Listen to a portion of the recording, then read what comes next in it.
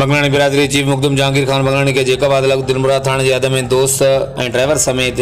Motorcycle सवार हथियारबंदनि पारां मुबैना अगवा करण जी कोशिश कार ऐं ॿियो सामान फुर वाक़े जी MPA Pakistan Peoples Party Sardar Mir Mehboob Ali Khan Bijarani, MNA Pakistan Peoples Party Mir Shabbir Ali Khan Bijarani, Mir Iqbal Ahmed Khan Bijarani, Mir Shahjahan Khan Bijarani मुख़्तलिफ़ बिरादरनि जे चङनि मुड़सनि सियासी समाजी अॻवाननि मज़म्मत कंदे SSP जैकाबाद खां फौरी वाक़े जो नोटिस वठण ऐं मुलविस जवाबदारनि ख़िलाफ़ फौरी कार्रवाई जो मुतालबो कंदे इलाइक़े में अमन अमान बहाल रखण जी घुर कई आहे। होॾां यादि रहे त गुज़िर राति चीफ मुकदम जहांगीर खान बंगलानी जैकाबाद खां वापसि अची रहियो हो त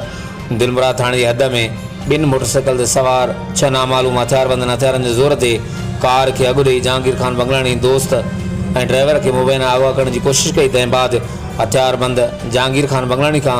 2023 ग्रैंडी कार, मोबाइलूं, रोक रक़म ऐं ॿियो क़ीमती सामान फुर करे फ़रार थी विया। वाक़े ख़िलाफ़ बंगलानी बिरादरी जो दिलमुराद थाणे अॻियां एहतिजाज आख़िरी इतलाहनि ताईं SSP जैकाबाद